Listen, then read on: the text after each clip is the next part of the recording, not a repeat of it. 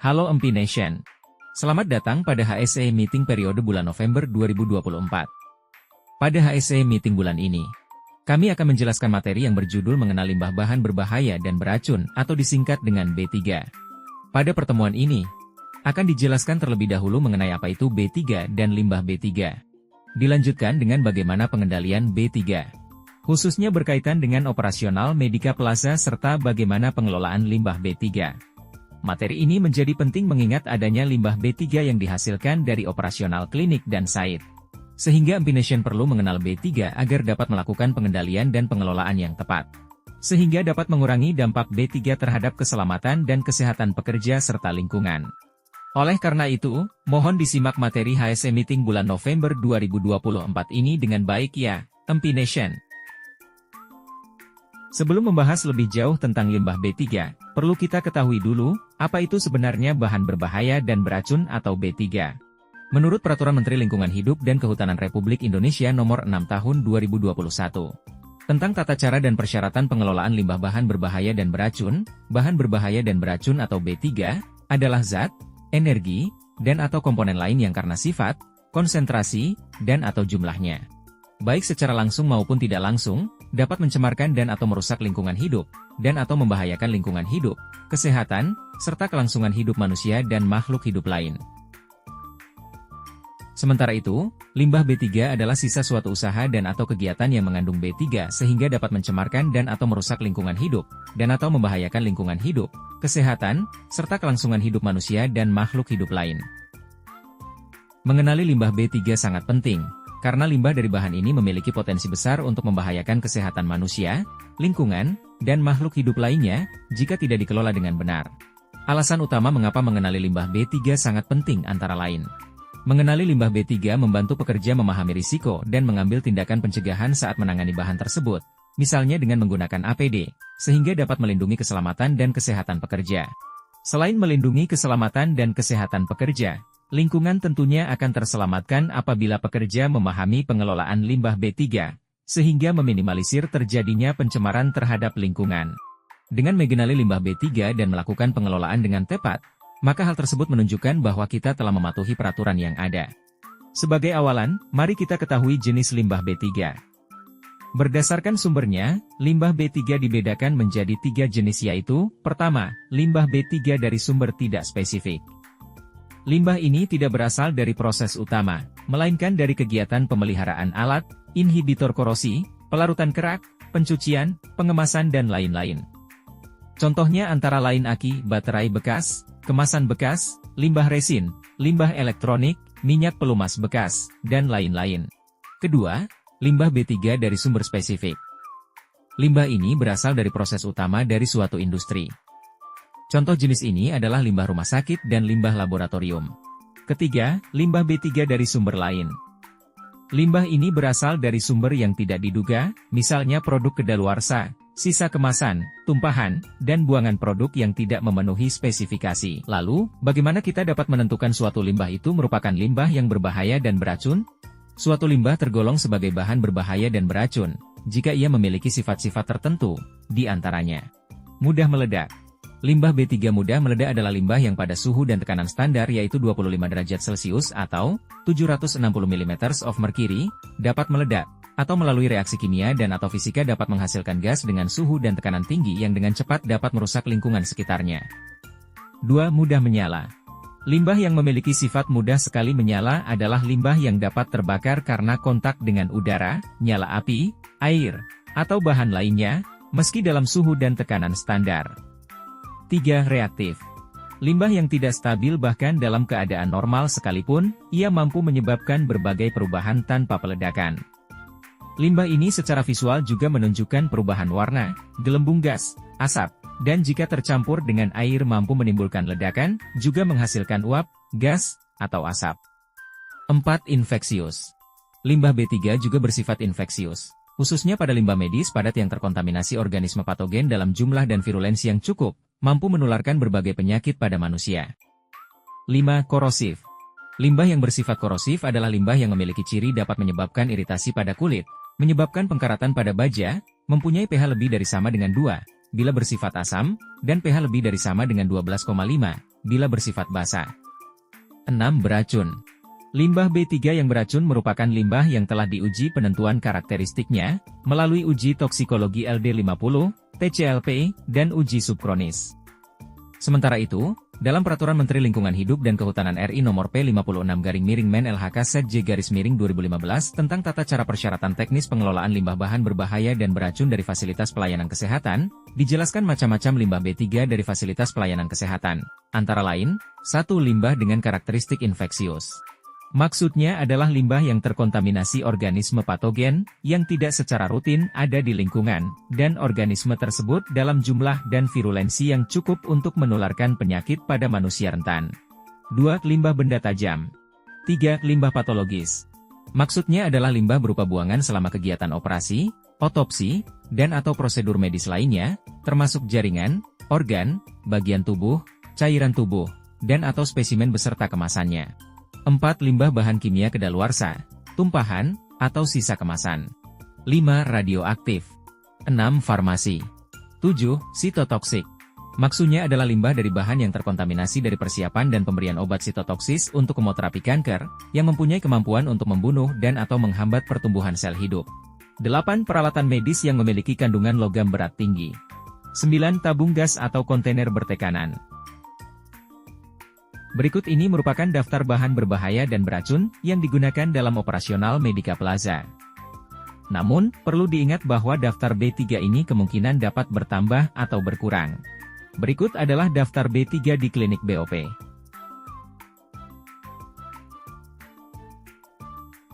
Selanjutnya, daftar B3 di klinik WTC 2. Selanjutnya, daftar B3 di MDC. Selanjutnya daftar B3 di site. Lalu bagaimana pengendalian yang harus dilakukan terhadap bahan berbahaya dan beracun tersebut? Pengendalian B3 sebenarnya telah dijelaskan dalam prosedur HSE yaitu MPHSE 21 tentang pengendalian bahan berbahaya dan beracun. Gambaran secara garis besar dapat dilihat pada diagram alir berikut. Langkah pertama yang perlu dilakukan adalah mengidentifikasi B3 dengan mengacu pada klasifikasi B3. Selanjutnya, jangan lupa menggunakan APD saat menangani atau menggunakan B3 tersebut, misalnya dengan menggunakan pakaian kerja lengan panjang, apron atau jas lab, pelindung tangan atau sarung tangan, sepatu safety atau sepatu tertutup, safety glasses, face shield jika diperlukan, dan masker. Pengendalian selanjutnya adalah dengan menyimpan B3 berdasarkan persyaratan yang telah ditentukan, misalnya terkait lokasi penyimpanan B3 yang perlu diberikan simbol, label, dan disediakan spill kit, atau peralatan penanggulangan darurat. Penyimpanan B3 mengikuti petunjuk yang terdapat pada Safety Data Sheet atau SDS. Setelah itu, perlu adanya penanganan bagi B3 yang kedaluarsa di mana. Pertama-tama staf melakukan pengecekan masa kedaluarsa bahan B3, lalu memisahkannya dengan B3 lainnya, dan memasukkannya ke dalam plastik limbah sesuai dengan jenis limbahnya dan dikumpulkan di TPS. Selanjutnya limbah diangkut oleh transporter. Pengelolaan limbah B3 menurut Peraturan Menteri Lingkungan Hidup dan Kehutanan Nomor 6 Tahun 2021. Yang akan kita bahas lebih mendalam yaitu proses pengurangan limbah hingga pengangkutan limbah mengingat proses hingga penimbunan saat ini belum dilakukan oleh Medica Plaza karena adanya keterbatasan. Proses pengelolaan yang pertama adalah pengurangan limbah B3. Pengurangan limbah B3 adalah kegiatan penghasil limbah B3 untuk mengurangi jumlah dan atau mengurangi sifat bahaya dan atau racun dari limbah B3 sebelum dihasilkan dari suatu usaha dan atau kegiatan. Pengurangan limbah B3 dapat dilakukan melalui 3 cara, yaitu: pertama, dengan substitusi bahan. Maksud dari substitusi dalam proses pengurangan limbah B3 adalah pemilihan bahan baku dan atau bahan penolong, yang semula mengandung B3 digantikan dengan bahan baku dan atau bahan penolong yang tidak mengandung B3.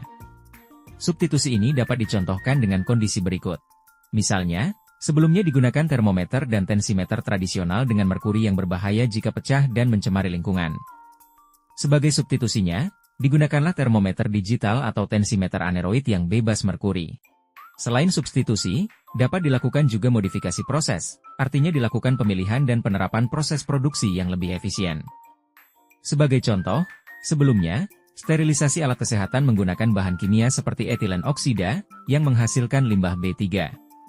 Lalu, dilakukan modifikasi proses dengan menggunakan autoklav atau sterilisasi uap bertekanan atau teknologi plasma gas hidrogen peroksida. Hal ini dapat mengurangi limbah B3 dan meningkatkan keamanan bagi tenaga medis. Dan yang terakhir adalah dengan menggunakan teknologi ramah lingkungan. Misalnya, sebelumnya disinfeksi ruangan menggunakan cairan disinfektan berbasis klorin atau formalin.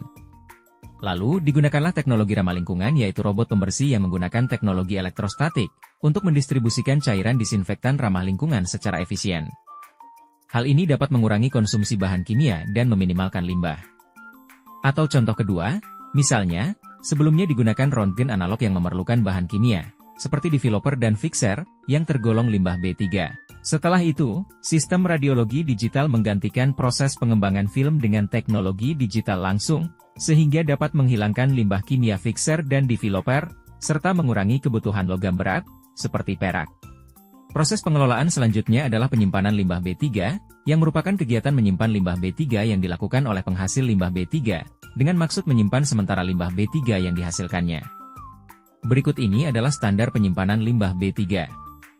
Limbah B3 yang disimpan terlindung dari hujan dan tertutup, memiliki lantai kedap air, dilengkapi dengan simbol dan label limbah B3. Limbah B3 dikemas dengan menggunakan kemasan dari bahan logam atau plastik. Berikut adalah ketentuan warna kemasan atau wadah limbah B3, yang biasanya digunakan di fasilitas pelayanan kesehatan. Kuning untuk limbah infeksius dan limbah patologis. Merah untuk limbah radioaktif. Coklat untuk limbah bahan kimia kedaluarsa, tumpahan, atau sisa kemasan, dan limbah farmasi. Ungu untuk limbah sitotoksik. Kemasan mampu mengungkung limbah B3 untuk tetap berada di dalam kemasan, memiliki penutup yang kuat untuk mencegah terjadinya tumpahan pada saat dilakukan pemindahan dan atau pengangkutan, dan kondisi kemasan tidak bocor, tidak berkarat, dan tidak rusak. Gambar berikut menunjukkan bahwa volume paling tinggi pengisian kantong limbah medis, yaitu 3/4 dan larangan pemadatan limbah medis dengan tangan atau kaki. Berikut adalah contoh wadah limbah infeksius dan sharp container sebagai wadah untuk limbah benda tajam. Perlu diperhatikan bahwa wadah limbah B3 tersebut perlu diberikan simbol sesuai dengan karakteristik limbahnya. Proses pengelolaan limbah B3 selanjutnya adalah pengumpulan limbah, yaitu kegiatan mengumpulkan limbah B3 dari penghasil limbah B3 sebelum diserahkan kepada pemanfaat limbah B3, pengolah limbah B3, dan atau penimbun limbah B3. Pengumpulan limbah B3 dilakukan dengan: pertama, segregasi limbah B3.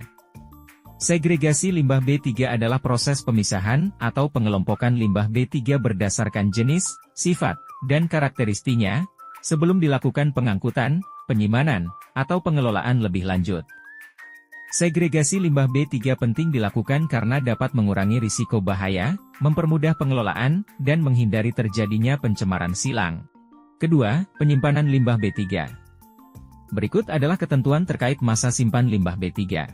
90 hari sejak limbah B3 dihasilkan, untuk limbah B3 yang dihasilkan sebesar 50 kg per hari atau lebih. 180 hari sejak limbah B3 dihasilkan, untuk limbah B3 yang dihasilkan kurang dari 50 kg per hari untuk limbah B3 kategori 1. 365 hari sejak limbah B3 dihasilkan, untuk limbah B3 yang dihasilkan kurang dari 50 kg per hari untuk limbah B3 kategori 2 dari sumber tidak spesifik dan sumber spesifik umum. 365 hari sejak limbah B3 dihasilkan, untuk limbah B3 kategori 2 dari sumber spesifik khusus. Limbah B3 kategori 1 artinya limbah tersebut berdampak akut, cepat atau tiba-tiba, dan langsung terhadap manusia, serta berdampak negatif terhadap lingkungan. Sementara itu, limbah B3 kategori 2 artinya limbah yang berdampak tidak akut, tunda, dan memberikan dampak tidak langsung bagi manusia dan lingkungan, misalnya oli bekas, lampu neon, kemasan bekas B3. Khusus untuk limbah medis dengan karakteristik infeksius, benda tajam, dan limbah patologis, terdapat ketentuan yang berbeda terkait penyimpanan limbah tersebut sebelum dilakukan pengangkutan, pengolahan, dan atau penimbunan sebagai berikut. Penyimpanan limbah tersebut dilakukan paling lama 2 hari pada temperatur lebih besar dari 0 derajat Celcius. Atau 90 hari pada temperatur sama dengan atau lebih kecil dari 0 derajat Celcius. Pengelolaan limbah B3 selanjutnya adalah proses pengangkutan, yang wajib dilakukan oleh pengangkut limbah B3 yang memiliki perizinan berusaha di bidang pengangkutan limbah B3. Alat angkut limbah B3 tentunya memiliki spesifikasi umum dan khusus. Spesifikasi umum alat angkut limbah B3, antara lain, dilengkapi dengan prosedur bongkar muat, dilengkapi dengan peralatan untuk penanganan limbah B3 yang diangkut, dilengkapi dengan prosedur penanganan limbah B3 pada kondisi darurat, dilengkapi dengan GPS tracking. Sementara itu, spesifikasi khusus untuk alat angkut berupa angkutan jalan adalah beroda 4 atau lebih serta mencantumkan nama perusahaan pada keempat sisi kendaraan, mencantumkan nomor telepon perusahaan pada sisi kanan kiri dan belakang, dilekati simbol B3 pada keempat sisi sesuai dengan karakteristik limbah B3. Untuk alat angkut berupa angkutan perkeretaapian, menggunakan gerbong datar yang disesuaikan dengan karakteristik limbah B3, untuk alat angkut berupa angkutan laut, sungai, dan penyeberangan dilaksanakan sesuai ketentuan peraturan perundang-undangan. Sementara itu, ketentuan alat angkut menurut Permen LHK tentang tata cara persyaratan teknis pengelolaan limbah bahan berbahaya dan beracun dari fasilitas pelayanan kesehatan, sebagai berikut. 1. Ketentuan mengenai kendaraan bermotor roda 4 atau lebih menyesuaikan dengan peraturan perundang-undangan mengenai angkutan jalan. 2. Sementara itu, mengenai kendaraan bermotor roda 3 harus memenuhi persyaratan, meliputi kendaraan bermotor milik sendiri atau barang milik negara, limbah B3 wajib ditempatkan dalam bak permanen dan tertutup di belakang pengendara. Wadah permanen dilekati simbol sesuai karakteristik limbah B3, limbah B3 wajib diberi kemasan sesuai persyaratan. Kapasitas daya angkut dan spesifikasi alat mengikuti peraturan perundangan-undangan angkutan jalan.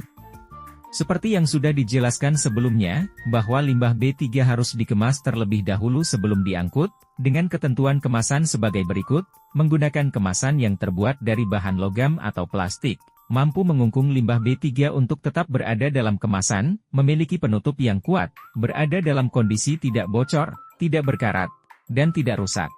Kemasan yang dapat digunakan berupa drum, jumbo bag, tangki IBC, kontainer, serta kemasan dan atau wadah lainnya sesuai dengan karakteristik limbah B3. Selanjutnya, penandaan terhadap limbah B3 juga penting untuk penelusuran dan penentuan pengelolaan limbah B3. Tanda yang digunakan ada dua jenis, yaitu simbol limbah B3 dan label limbah B3. Simbol limbah B3 merupakan gambar yang menunjukkan karakteristik limbah B3. Berikut ini ditampilkan bentuk dasar simbol limbah B3 serta simbol limbah B3 berdasarkan karakteristiknya. Terdapat ketentuan dalam membuat simbol-simbol tersebut, mulai dari ukuran, warna, gambar, serta tulisan. Selanjutnya, label limbah B3 sebagai penanda pelengkap yang berfungsi memberikan informasi dasar mengenai kondisi kualitatif dan kuantitatif dari suatu limbah yang dikemas. Terdapat 3 jenis label limbah B3 yang berkaitan dengan sistem pengemasan limbah B3, yaitu, label limbah B3 untuk wadah dan atau kemasan limbah B3. Label limbah B3 berfungsi untuk memberikan informasi tentang asal-usul limbah B3, identitas limbah B3, serta kuantifikasi limbah B3 dalam kemasan limbah B3. Kedua, label limbah B3 untuk wadah dan atau kemasan limbah B3 kosong. Ketiga, label limbah B3 untuk penunjuk tutup wadah dan atau kemasan. Berikut ini adalah contoh pemberian simbol dan label pada kemasan limbah B3. Berikut adalah contoh fasilitas penyimpanan limbah B3 dari fasilitas pelayanan kesehatan dalam ruangan yang dilengkapi dengan pembatas akses kerangkeng. Berikut referensi yang digunakan dalam penyusunan materi HSE Meeting November tahun 2024. Sekian materi HSE Meeting periode November 2024 tentang mengenali limbah B3. Semoga materi ini dapat meningkatkan pengetahuan atau awareness terkait apa saja limbah B3 yang dihasilkan di sekitar kita, dan bagaimana pengendalian serta pengelolaan yang perlu dilakukan. Dengan demikian, kesehatan dan keselamatan pekerja serta lingkungan dapat terlindungi. Terima kasih sudah menyimak materi HSE Meeting.